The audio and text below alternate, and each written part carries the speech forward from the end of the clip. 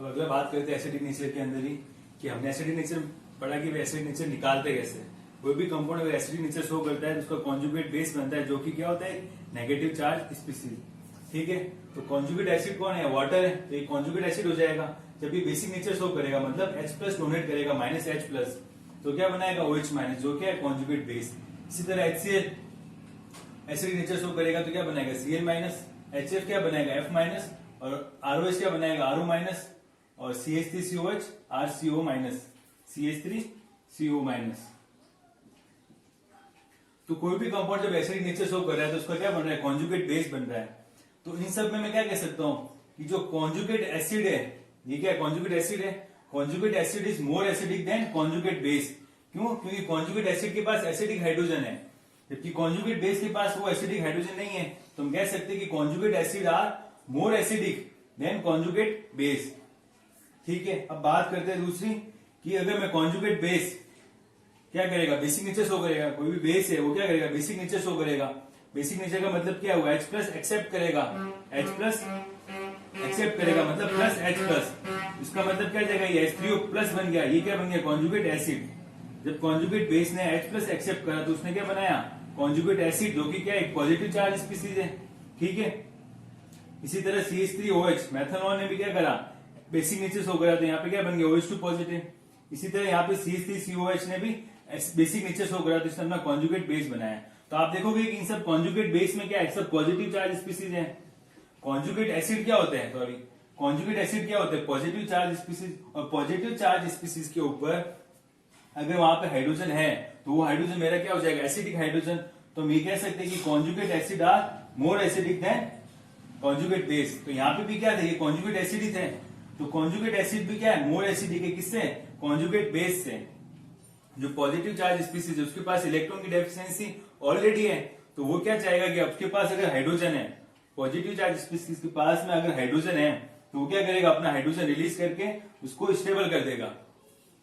ठीक है, तो मैं यहाँ पे कह सकता हूं कि जो कॉन्जुगेट एसिड है उसके पास क्या है, पॉजिटिव चार्ज स्पीसीज है, और वो हाइड्रोजन है, जो कि एक्स्ट्रा हाइड्रोजन है उसको क्या करेगा, इजीली रिमूव कर देगा।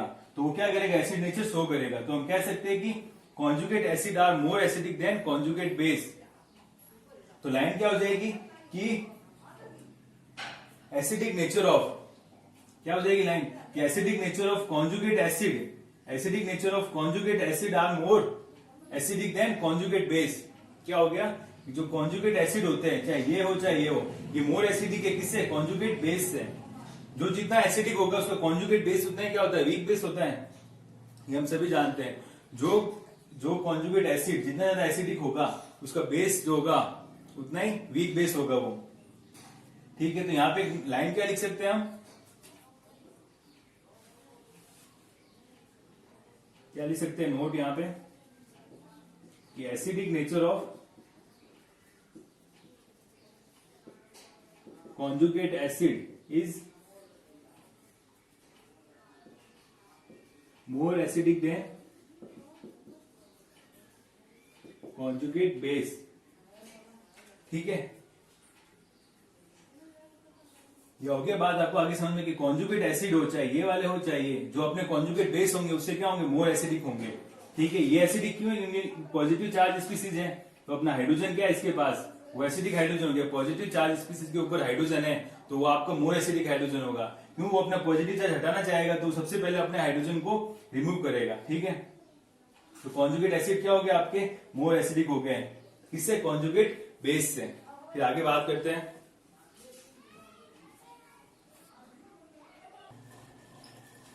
तो मैं यहां पे क्या कह सकता हूं कि H3O पॉजिटिव, वाटर और OH-। ठीक है, इसमें से मोर एसिडिक कौन होगा, ये जो पॉजिटिव चार्ज स्पीसीज है वो मोर एसिडिक है, क्योंकि वो पहले अपना हाइड्रोजन रिलीज करेगी, फिर न्यूट्रल और फिर नेगेटिव चार्ज। तो मैं क्या लिख सकते हैं यहाँ पे कि positive charge species is more acidic than neutral, positive charge species is more acidic than neutral, और neutral is more acidic than negative charge species. बात समझ में आई आपको, जो पॉजिटिव चार्ज है वो मोर एसिडिक है क्योंकि उसके पास एसिडिक हाइड्रोजन है, फिर न्यूट्रल उसके पास हाइड्रोजन तो है, और जो नेगेटिव चार्ज स्पीसीज है वो सबसे कम एसिडिक होगी। ठीक है, इसी तरह अगर एल्कोहल में बात करें तो ROH2 पॉजिटिव मोर एसिडिक है, क्यों, उस पर इलेक्ट्रॉन की डेफिशिएंसी है, ऑलरेडी, तो क्या करेगा, उसका जो हाइड्रोजन होगा मोर एसिडिक हाइड्रोजन हो जाएगा, तो वो सबसे पहले इसको रिलीज करेगा। फिर इन दोनों में बात करेंगे, उसके पास हाइड्रोजन ही नहीं है, जबकि इसके पास हाइड्रोजन है, तो न्यूट्रल क्या हो गया, मोर एसिडिक हो गया, किससे, नेगेटिव चार्ज स्पीसीज से। इसी तरह इसमें, तो एक इसमें से आपको क्या निकली, जब भी आपको सवाल दिए जा रहे हैं तो आपको सबसे पहले देखना है कि जो पॉजिटिव चार्ज स्पीसीज है वो पहले मोर एसिडिक होगी, फिर न्यूट्रल चार्ज स्पीसीज, फिर नेगेटिव चार्ज स्पीसीज। ठीक है, फिर इसके ऊपर, अब इसके ऊपर कुछ सवाल प्रैक्टिस करते हैं कैसे इसको सॉल्व करना है।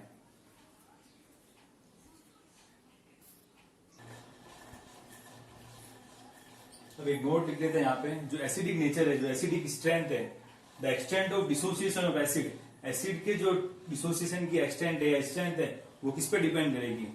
कोई भी कंपाउंड अगर एसिडिक नेचर शो कर रहा है तो उसकी जो स्ट्रेंथ, जो उसका डिसोसिएशन है, एसिड का डिसोसिएशन है, वो दो चीजों पे डिपेंड करेगा, एक तो स्ट्रेंथ पे और पोलरिटी पे, बॉन्ड स्ट्रेंथ और बॉन्ड पोलरिटी पे डिपेंड करेगा उसका एसिडिक नेचर।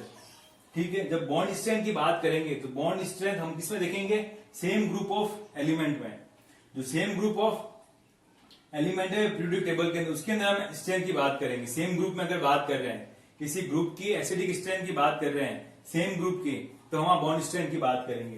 तो बॉन्ड स्ट्रेंथ का मतलब क्या है यहाँ पे, कि साइज ऑफ ऑर्बिटल जितनी ज्यादा होगी, जो आपका एच ए बॉन्ड है, ठीक है, ये एसिडिक हाइड्रोजन और ये आपका एलिमेंट है, तो एक ही साइज जितनी ज्यादा होगी, साइज ऑफ ऑर्बिटल जितनी ज्यादा होगी, तो उसका बॉन्ड लेंथ भी उतनी ज्यादा होगी। सीधी सी बात है भाई, जब साइज ऑफ ऑर्बिटल ज्यादा है तो बॉन्ड लेंथ उतनी ही ज्यादा होगी।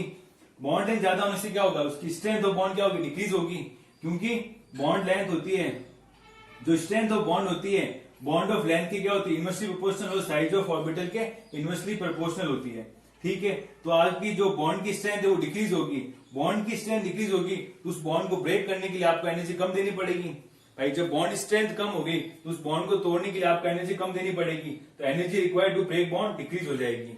जब वो बॉन्ड के लिए रिक्वायर्ड एनर्जी कम हो जाएगी, मतलब बॉन्ड वीक हो गया, तो उस बॉन्ड को तोड़ना इजी हो जाएगा, तो वो इजी अपना H+ डोनेट कर देगा, मतलब आपका HA बॉन्ड क्या होगा, इजीली ब्रेक हो जाएगा, और उससे क्या होगी, उसकी acidic nature, acidic strength increase हो जाएगी। स्ट्रेंथ का फैक्टर कब देखेंगे, जब ग्रुप की बात करें, जब सेम ग्रुप के एलिमेंट हो। तो यहाँ पे देखो फ्लोरीन, क्लोरीन, ब्रोमीन और आयोडीन सेम ग्रुप के हैं, ठीक है, हेलोजन फैमिली के सेम ग्रुप के हैं। तब जब मैं यहाँ से फ्लोरीन से आयोडीन तक आ रहा हूं, तो क्या हो रहा है, साइज ऑफ ऑर्बिटल इंक्रीज हो रही है। साइज ऑफ ऑर्बिटल इंक्रीज होने से क्या होगा, बॉन्ड लेंथ इंक्रीज होगी, बॉन्ड लेंथ इंक्रीज होने से क्या होगा, बॉन्ड स्ट्रेंथ उसकी क्या हो जाएगी, डिक्रीज, तो एनर्जी भी जो रिक्वायर्ड है बॉन्ड ब्रेक करने के लिए वो भी डिक्रीज हो गई, तो उसका एसिडिक नेचर भी क्या हो जाएगा, इंक्रीज। तो यहां से यहां आ रहा हूं, सॉरी, यहां से यहां आ रहा हूं, तो एसिडिक नेचर क्या हो रहा है, इंक्रीज हो रहा है। यहां से यहां पे क्या हो रहा है, एसिडिक नेचर इंक्रीज हो रहा है। ठीक है, तो ये तो बात होगी बॉन्ड स्ट्रेंथ की। कब देखनी, जब आपको सेम ग्रुप के एलिमेंट दे रखे हो। अब आती है बॉन्ड पोलरिटी। बॉन्ड पोलरिटी तब देखेंगे जब सेम पीरियड के एलिमेंट हो, जब सेम पीरियड के एलिमेंट हो पीरियोडिक टेबल के, तब हम देखेंगे बॉन्ड पोलरिटी। बॉन्ड पोलरिटी का मतलब क्या होता है कि जब आपकी इलेक्ट्रोनेगेटिविटी में डिफरेंस आएगा हाइड्रोजन और ए के, HA की इलेक्ट्रोनेगेटिव में डिफरेंस जितना ज्यादा होगा, HA बॉन्ड की इलेक्ट्रोनेगेटिविटी में डिफरेंस जितना ज्यादा होगा, वो बॉन्ड उतना क्या होगा, पोलर होगा। उसका मतलब क्या हुआ, चार्ज सेपरेशन उतना ही ज्यादा होगा। अगर एक ही इलेक्ट्रोनेगेटिविटी ज्यादा है तो इस पे पार्शियल नेगेटिव ज्यादा आएगा, इस पे पार्शियल पॉजिटिव उतना ही ज्यादा आएगा, तो उसका मतलब क्या हुआ, चार्ज सेपरेशन ज्यादा हो गया। जो मोर इलेक्ट्रोनेगेटिव था उसने ज्यादा अपनी तरफ इलेक्ट्रॉन ज्यादा खींच लिए, तो यहाँ पे पार्शियल नेगेटिव आ गया, पार्शियल पॉजिटिव आ गया। जब चार्ज सेपरेशन ज्यादा हो गया मतलब क्या हुआ, बॉन्ड आपका उतना ही क्या हो गया, पोलर हो गया। बॉन्ड पोलर होने का मतलब क्या हुआ कि बॉन्ड इजीली ब्रेक हो जाएगा, क्लीवेज हो जाएगा बॉन्ड का, क्लीवेज ऑफ बॉन्ड इजियर, वो बॉन्ड उतना ही ज्यादा इजीली ब्रेक हो जाएगा। जो बॉन्ड जितना ज्यादा पोलर होता है, जिस बॉन्ड में जितना ज्यादा चार्ज सेपरेशन होता है, वो बॉन्ड उतना ही वीक होता है, ठीक है, वो इजीली ब्रेक हो जाएगा। उसको ब्रेक करने के लिए कम एनर्जी की रिक्वायरमेंट होगी, तो इजीली ब्रेक हो जाएगा, तो उसकी एसिडिटी इंक्रीज हो जाएगी।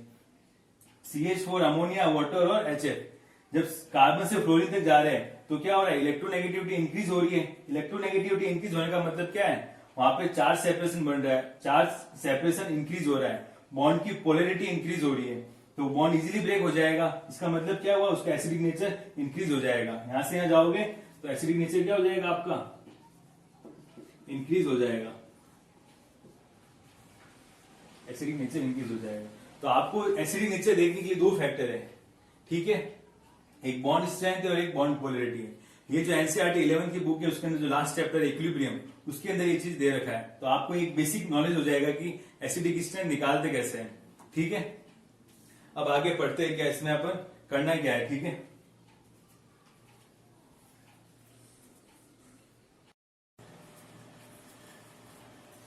ठीक है, तो आगे देखते हैं कि जो कॉन्जुगेट एसिड है ये क्या है मेरे, कॉन्जुगेट एसिड है, ये कॉन्जुगेट बेस है।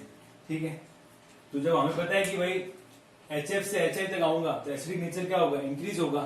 ठीक है, इंक्रीज क्यों हो रहा है, यहाँ पे आपको कौन सा फैक्टर लगाना है, स्ट्रेंथ वाला। ऊपर से नीचे आ रहे हैं तो बॉन्ड स्ट्रेंथ क्या हो रही है, वीक होती जा रही है, क्योंकि साइज ऑफ ऑर्बिटल इंक्रीज हो रही है। इससे क्या होगा, बॉन्ड लेंथ बढ़ेगी और बॉन्ड उतने वीक होगा तो इजीली ये H+ दे देगा। तो HF से HI आने पे जो क्या कर रहा है, इसका एसिडिक नेचर इंक्रीज हो रहा है। तो जितना ज्यादा ये एसिडिक होगा इसका कॉन्जुगेट बेस उतना ही क्या होगा, वीक बेस होगा। भाई तो जितना ज्यादा एसिडिक होता है, ये क्या स्ट्रॉन्ग एसिड है, ये क्या स्ट्रॉन्ग एसिड है आपका, तो इसका जो बेस होगा कॉन्जुगेट बेस उतना ही क्या होगा, वीक बेस होगा। जिसका एसिड जो जितना ज्यादा स्ट्रॉन्ग एसिड होता है उसका कॉन्जुगेट बेस उतना ही क्या होगा, वीक बेस होगा। ठीक है, तो इसका मतलब क्या होगा, ऊपर से नीचे आओगे तो क्या होगा, बेसिसिटी क्या हो रहा है, बेसिक नेचर क्या होगा, इंक्रीज होगा। ऊपर से नीचे आने पर कॉन्जुगेट बेस का बेसिक नेचर क्या हो रहा है, डिक्रीज हो रहा है। इसी तरह यहाँ पे देखूं मैं तो ये क्या हो गया, ऊपर से नीचे आने पे क्या हो रहा है, एसिडिक नेचर इंक्रीज हो रहा है, मतलब ये क्या होगा आपका स्ट्रॉन्ग बेस। ठीक है, ये स्ट्रॉन्ग बेस है, इसको कॉन्जुगेट बेस क्या होगा, उतने वीक एसिड होगा। भाई आप कह रहे हो कि ऊपर से नीचे आने पे स्ट्रॉन्ग एसिडिटी बढ़ रही है, मतलब ये स्ट्रॉन्ग एसिड है, तो ये वीक, ये क्या हुआ, स्ट्रॉन्ग बेस हुआ। फिर तो ऊपर से नीचे आने पर स्ट्रॉन्ग एसिडिटी बढ़ रही है, एसिडिक नेचर इंक्रीज हो रहा है, इसका मतलब क्या हुआ, ये स्ट्रॉन्ग बेस हुआ, इसका कॉन्जुगेट बेस क्या होगा, वीक एसिड। ये स्ट्रॉन्ग बेस है तो इसका कॉन्जुगेट बेस क्या होगा, वीक एसिड होगा। तो ऊपर से नीचे आने पर एसिडिक नेचर इंक्रीज हो रहा है तो बेसिक नेचर क्या होगा, डिक्रीज होगा। इसी तरह यहाँ पे ऊपर से नीचे आने पे क्या हो रहा है, एसिडिक नेचर क्या हो रहा है, इंक्रीज हो रहा है, और बेसिक नेचर क्या हो रहा है, डिक्रीज हो रहा है। तो हम ये बोल सकते हैं कि the order of acidity of conjugate acid, the order of acidity of conjugate acid is same as the acidity of their conjugate base. तो जो कॉन्जुगेट एसिड है उनकी एसिडिटी का ऑर्डर और कॉन्जुगेट बेस का एसिडिटी का ऑर्डर देखो दोनों सेम ही आ रहा है। यहाँ भी ऊपर से नीचे आने पर एसिड नेचर इंक्रीज हो रहा है और यहाँ पे भी आप जब कॉन्जुगेट बेस में ऊपर से नीचे आओगे तो भी आपका एसिडिक नेचर क्या हो रहा है, इंक्रीज हो रहा है। और दूसरा क्या बोल सकते हैं कि basicity of conjugate base is same as their of basicity of conjugate base. जो कॉन्जुगेट एसिड का बेसिसिटी का ऑर्डर है, यहाँ भी क्या हो रहा है, जो कॉन्जुगेट एसिड है उनकी बेसिसिटी क्या हो रही है, डिक्रीज हो रही है। तो यहाँ पे भी जो कॉन्जुगेट बेस है उनकी बेसिसिटी क्या हो रही है, डिक्रीज हो रही है। देखो नीचे वाला क्या है, वीक बेस है, मतलब ये क्या हुआ, आपका स्ट्रॉन्ग बेस हुआ। तो हम कह सकते हैं कि basicity of conjugate acid is same as the basicity of conjugate base. तो दोनों में पता चल गया आपको कि ऊपर से नीचे आने पे दोनों की, अगर मैं एसिडिटी की बात करूंगा दोनों की एसिडिटी इंक्रीज होगी नीचे आने पे। अगर मैं दोनों की बेसिसिटी की बात करूंगा तो ऊपर से नीचे आने पर दोनों की बेसिसिटी क्या होगी, इंक्रीज होगी। ठीक है, अब इसके ऊपर सवाल सॉल्व कर लेते हैं।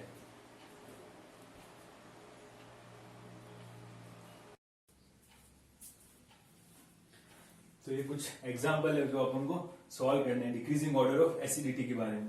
ठीक है, तो हम देख चुके हैं भाई, पहला सवाल है आपको एसिडिटी का ऑर्डर बताना है।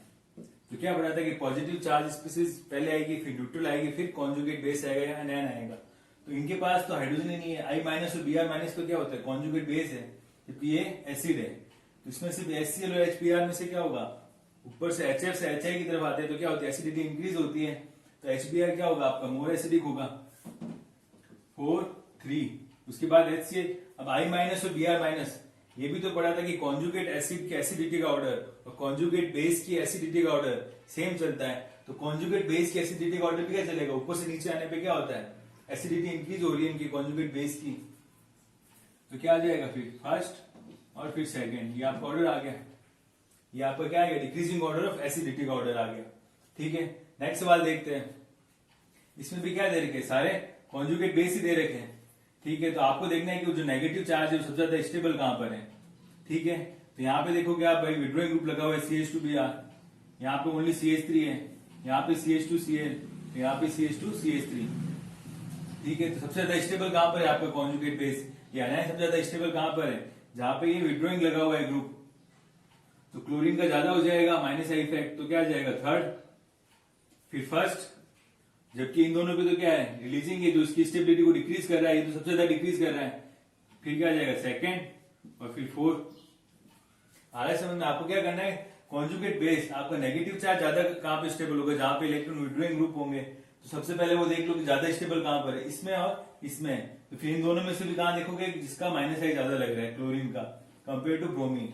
और इन दोनों में क्या है रिलीजिंग ग्रुप लगा हुआ है CH2 CH3, जो क्या कर रहा है इसकी स्टेबिलिटी को डिक्रीज कर रहा है कॉन्जुगेट बेस की। तो पहले ये आ जाएगा, फिर ये। नेक्स्ट सवाल ये है, आपको इसमें पीके का ऑर्डर बताना है, क्या आएगा, ठीक है। तो इसमें भी आपको क्या करना है, पहले वही पॉजिटिव, पहले क्या देखोगे आप पॉजिटिव, फिर न्यूट्रल और फिर नेगेटिव। जो पॉजिटिव चार्ज स्पीसीज होगी वो मोर एसिडिक होगी, पढ़ चुके हैं हम इसमें। तो इसमें पॉजिटिव चार्ज स्पीसीज तो कोई है नहीं।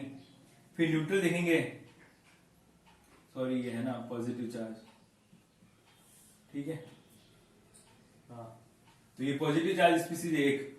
तो पहले सबसे पहले ऑर्डर किसका निकालेंगे, एसिडिक ऑर्डर निकालेंगे, ठीक है। सबसे पहले आपको एसिडिटी का ऑर्डर निकालना है, उसके बाद जो पूछा है उसका पीके का, तो पीके का आप निकाल देंगे, ठीक है। तो एसिडिटी का ऑर्डर क्या आएगा, पहले positive charge species more acidic, तो पहले ये आ जाएगी, ये सेकंड नंबर हो गया। अब न्यूट्रल देखोगे तो न्यूट्रल इसमें कौन कौन सी है, एक ये है, एक यहाँ पर और एक यहाँ पर। तो इन तीनों को अगर आप बेसिक नीचे शो कराओगे तो क्या होगा, ये हाइड्रोजन निकलेगा, इस पे क्या आएगा नेगेटिव चार्ज, कॉन्जुगेट बेस बन जाएगा। आपको कॉन्जुगेट बेस की स्टेबिलिटी देखनी है, ठीक है। तो सबसे ज्यादा स्टेबल कौन सा होगा इसमें और इन तीनों में से, सबसे ज्यादा स्टेबल कौन सा होगा, ये वाला, क्योंकि इस पे एक ही CH3 है, यहाँ पे 2 डिग्री से जुड़ा हुआ है, यहाँ भी 1 डिग्री से, लेकिन आगे और CH3 है। सबसे ज्यादा स्टेबल कौन सा हो गया इन तीनों में से, मोर एसिडिक कौन सा हो गया कॉन्जुगेट बेस, 5 के बाद कौन सा आ जाएगा 7, और फिर ये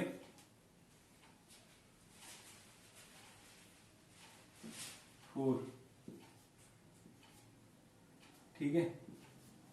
तो पहले आपने देख लिया भाई, जो पॉजिटिव चार्ज स्पीसीज थे उनको लिया पहले, फिर न्यूट्रल थी, न्यूट्रल का क्या करा आपने, इसी शो कराया, कॉन्जुगेट बेस बना। तो कॉन्जुगेट बेस स्टेबल कहां पे था, इस पे कम रिलीजिंग ग्रुप था, इस पे, फिर ये आ गया, फिर ये आ गया। अब जो नेगेटिव चार्ज स्पीसीज है कौन कौन सी, एक ये रही, एक यहां पर है, और एक ये। अब नेगेटिव चार्ज स्पीसीज में आप देखो कौन मोर स्टेबल है, इस पे देखो 3 लगे हुए रिलीजिंग ग्रुप, यहां भी रिलीजिंग ग्रुप है, लेकिन यहां पे रिलीजिंग ग्रुप नहीं है।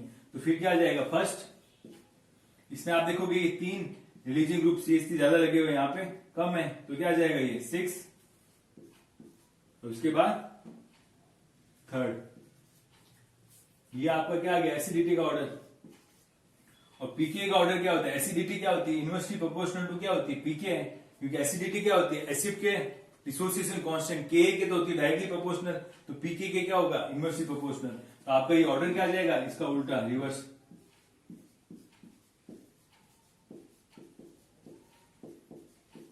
तो आपको क्या करना है, वही पहले जो पॉजिटिव चार्ज स्पीसीज होगी वो मोर एसिडिक होगी, फिर न्यूट्रल, न्यूट्रल वाली में देखो कि स्टेबिलिटी देखनी है। कुल मिला के आपको कॉन्जुगेट बेस की स्टेबिलिटी देखनी आनी चाहिए। और स्टेबिलिटी कैसे देखते हैं हम पढ़ चुके हैं, directly proportional to -I -H -R और inversely proportional to electron releasing group, ठीक है। नेक्स्ट, ठीक है, इसमें भी आपको क्या करना है एसिडिटी का ऑर्डर बताना है, ठीक है। क्या आ जाएगा इसका एसिडिटी का ऑर्डर, पहले पॉजिटिव चार्ज स्पीसीज आ जाएगी, तो पॉजिटिव चार्ज स्पीसीज कौन सी है, यहाँ पर एक ये और एक ये पे।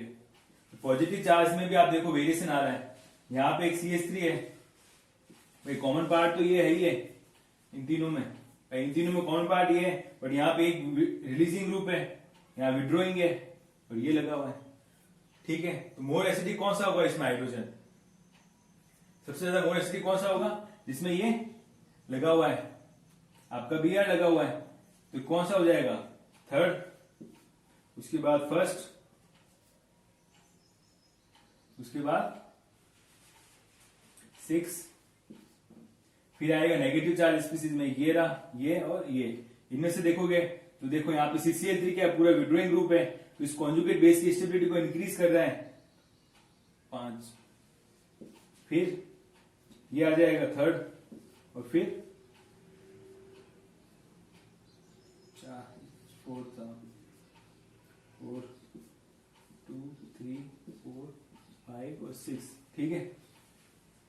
सबसे ज्यादा क्या आ गया 4, उसके बाद फर्स्ट 6, फिर 5, फिर 3 और फिर 2। तो ये आपका क्या आ गया, एसिडिटी का ऑर्डर आ गया।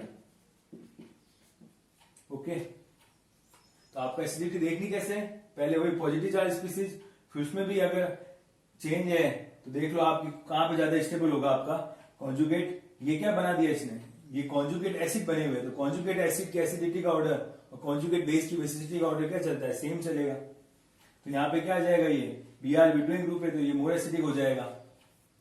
उसके बाद फर्स्ट फिर 6, उस पर तो रिलीजिंग लगे हुए हैं। ओके, फिर आगे सवाल और करते हैं।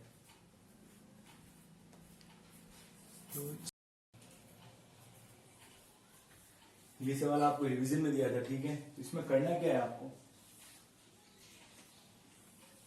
आपको बता रखा है कि ये आपका रिएक्टेंट है और आपको रिएक्शन करानी है, एक बार इससे करानी है और एक बार इससे करानी, तो प्रोडक्ट क्या बनेगा, ठीक है।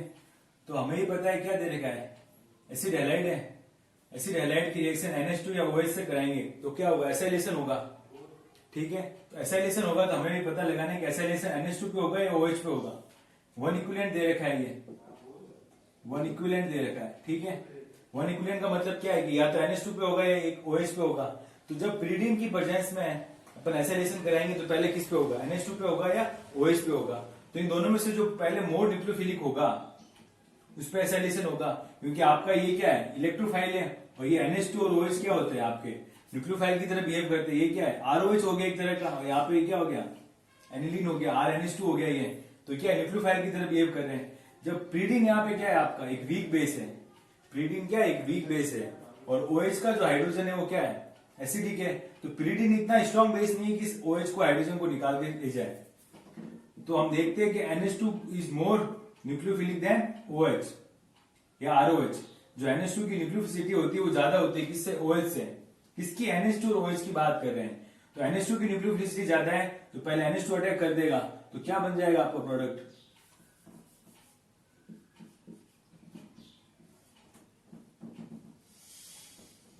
NH पे क्या हो जाएगा, एसाइलेशन हो जाएगा, OH पे नहीं होगा, ठीक है। क्योंकि प्रीडिन था, प्रीडिन वीक बेस है, वो इतना स्ट्रॉन्ग बेस नहीं है कि यहां से इस फिनॉल के हाइड्रोजन को रिमूव कर सके, ठीक है। अब क्या हुआ, NOH क्या है आपका, स्ट्रॉन्ग बेस है।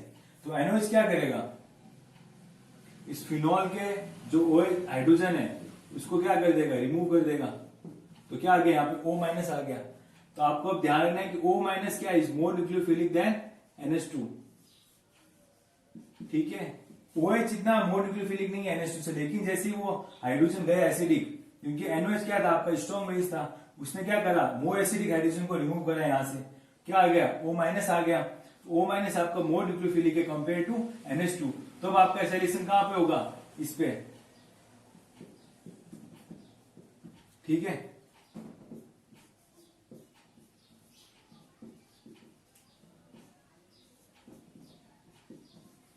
ओके, तो ये सवाल आपको पूछा हुआ नेट जालिफ में भी पूछा हुआ है, पहले कई बार आ चुका है, नेट जालिफ में आ चुका है और गेट में भी आ चुका है ये सवाल, ठीक है। तो आपको ध्यान क्या रखना है, क्योंकि pyridine क्या होता है, बहुत वीक बेस होता है, वो कभी भी इस तरह के हाइड्रोजन को यहां से रिमूव नहीं करेगा। अगर जैसे हमने पढ़ा था कि भाई ROH और H पॉजिटिव आएगा, भाई जब हमने इसकी एसाइलेशन की रिएक्शन कराई थी तब क्या हुआ था कि वहां पे पॉजिटिव चार्ज आ रहा था ऑक्सीजन पे, तो उस पॉजिटिव चार्ज स्पीसीज से उस हाइड्रोजन को रिमूव कर रहा था। अगर यहाँ पे ये H होता है एक और पॉजिटिव होता तो pyridine इसको निकालता है। pyridine क्या करता है, पॉजिटिव चार्ज स्पीसीज पे जो एसिडिक हाइड्रोजन होगा उसको रिमूव करेगा, न कि सीधा फिनॉल के हाइड्रोजन को रिमूव कर पाएगा। सेकंड स्टेप में क्या हुआ, यहाँ पे NOH था जो कि एक स्ट्रॉन्ग बेस है, वो इस हाइड्रोजन को रिमूव कर लेगा। तो क्या बन गया, O-। आपका क्या है, स्ट्रॉन्ग न्यूक्लियोफाइल है, ये क्या न्यूक्लियोफिसिटी का ऑर्डर हो गया। O- आपका मोर न्यूक्लियोफिलिक है कंपेयर टू NH2, लेकिन जब आप pyridine ले रहे थे तब वो इस हाइड्रोजन को रिमूव नहीं कर पा रहा था, तब आपका क्या था, एमीन NH2 क्या था, मोर न्यूक्लियोफिलिक देन ROH, ठीक है। क्यों भाई, आप ROH हो जाएगा, ये मोर इलेक्ट्रोनेगेटिव हो जाएगा, जबकि यहाँ पे ये इसके जो लोन पेयर अटैक करने के लिए इजीली अवेलेबल है, इसके नहीं रह पाएंगे। लेकिन जैसे ही O- बनता है तो उसके पास एक्स्ट्रा लोन पेयर आ गए, तो ये मोर न्यूक्लियोफिलिक हो गया कंपेयर टू NH2, ठीक है। अब इसी के ऊपर जो सवाल आ रखा है, ये दिसंबर 2018 में आया था, ठीक है। तो आप इसको एक बार खुद सॉल्व करने की कोशिश करो। अब आपको ये सवाल दे रखा है, इसमें करना क्या है, वन इक्विवेलेंट आपको ये दे रखा है और आपको प्रोडक्ट बताने क्या है। सबसे बड़ी क्या होता है, आपके ऑप्शन हेल्प कर रहे हैं। ऑप्शन में क्या हो रहा है, आपका एसाइलेशन हो रहा है या तो OH पे या NH पे, और दो ऑप्शन में तो क्या हो रहा है, एक तरफ ये ग्रुप जुड़ रहा है और एक तरफ ये वाला ग्रुप ऐड हो रहा है। इन दो ऑप्शन में तो क्या हो रहा है, एसाइल ग्रुप ऐड हो रहा है OH पे और NH2 पे, और इधर में क्या हो रहा है, ये जो एस्टर ग्रुप है वो ऐड हो रहा है यहाँ पर। ठीक है, तो आपको दो चीजें देखनी है। पहला कि इन दोनों में से सबसे पहले देखना है कि आपको जो अटैक करेगा, चाहे OH अटैक करे चाहे NH2 अटैक करे, तो इस वाले कार्बन पे अटैक करेगा या इस कार्बन पे अटैक करेगा। ठीक है, तो हमने इलेक्ट्रोफिलिसिटी का ऑर्डर पढ़ चुके हैं, जो कार्बोनिल कंपाउंड होते हैं उसमें इलेक्ट्रोफिलिसिटी का ऑर्डर पढ़ चुके हैं। तो ये जो ये वाला ऑक्सीजन है बीच में, ये तो दोनों के लिए कॉमन है। तो यहाँ पे क्या चीज आ रही है, ये आपका क्या बता रहा है, CH3 C double bond O है, जबकि यहाँ पे क्या है, ये O और R ग्रुप, एक CH3 तो लगा हुआ है यहाँ पे ये। तो आप इन दोनों की इलेक्ट्रोफिलिसिटी कंपेयर करो, तो यहाँ पे देख सिर्फ CH3 है, ये ग्रुप कैसा है आपका, ये ठीक है, और एक तरफ क्या जुड़ा हुआ है आपका OR जुड़ा हुआ है। तो इन दोनों की इलेक्ट्रोफिलिसिटी कंपेयर करनी, तो कंपेयर करना आता है हमें, इलेक्ट्रोफिलिसिटी कैसे करेंगे, इस पे तो क्या है एस्टर है, और जबकि इसको आप देखो एक तरह से, भाई अगर मैं इतना इतना देखूं तो ये एस्टर हो गया, और ये एक तरह से क्या हो गया आपका कीटोन टाइप हो गया। तो आप इसकी इलेक्ट्रोफिलिसिटी देखोगे तो ये तो सीधा इसको इलेक्ट्रॉन दे रहा है, भाई जो कार्बोनिल कार्बन इसकी इलेक्ट्रोफिलिसिटी कम है कंपेयर टू दिस, क्योंकि यहाँ पे ओनली CH3 है, जबकि यहाँ पे OR के लोन पे जा रहे हैं। यहाँ पे तो इसका प्लस आई लग रहा है, लेकिन यहाँ पे सिर्फ इसका प्लस आई लग रहा है। ठीक है ना, तो आप देखोगे कि ये वाला जो पार्ट है, इस पे जो कार्बन है कार्बोनिल कार्बन, ये कार्बोनिल कार्बन मोर इलेक्ट्रोफिलिक है। ओके, तो ये वाला कार्बन आपका क्या हो गया, मोर इलेक्ट्रोफिलिक, क्योंकि ये एस्टर का कार्बोनाइल था। तो एस्टर की जो इलेक्ट्रोफिलिसिटी होती है वो कार्बोनाइल एल्डिहाइड और कीटोन से तो कम ही होती है। ठीक है, तो आपको ये पता चल गया कि भाई NH2 और OH इस वाले कार्बोनाइल पर अटैक करेंगे। ठीक है, अब दोनों में से कौन अटैक करेगा, तो आपको क्या दे रखा है, pyridine। तो pyridine इतना वीक बेस है, वो क्या करता है, जो पॉजिटिव चार्ज स्पीसीज है उस पर लगे हुए हाइड्रोजन को रिमूव करेगा। तो आपका क्या हो गया, जब pyridine दे रखा है तो हम क्या देख रहे हैं कि NH2 आपका क्या हो जाएगा, मोर न्यूक्लियोफिलिक हो जाएगा, किससे, OH से। NH2 क्या हो गया, मोर न्यूक्लियोफिलिक है, किससे, OH से। तो एसाइलेशन कहां पर होगा, NH2 यहां अटैक करेगा और ये ग्रुप बाहर, SN2 ही तो रिएक्शन होगी यहाँ पे आपकी। ठीक है, यहां अटैक करेगा और ये ग्रुप बाहर हो जाएगा, तो आपका आंसर क्या आ जाएगा, सेकंड। तो इस कॉन्सेप्ट के ऊपर कई बार सवाल पूछे जा चुके हैं, तो आपको ध्यान रखना है कि pyridine का काम क्या है। एसाइलेशन किस पे हो जाएगा, NH2 पे एसाइलेशन हो जाएगा। ठीक है, तो आपको समझ में आ गया कि एसिडिक नेचर कैसे निकालते हैं हम कंपाउंड्स का। ठीक है, आगे क्या आएगा, बेसिक नेचर ऑफ कंपाउंड, वो नेक्स्ट वीडियो में डिस्कस करेंगे। Thank you.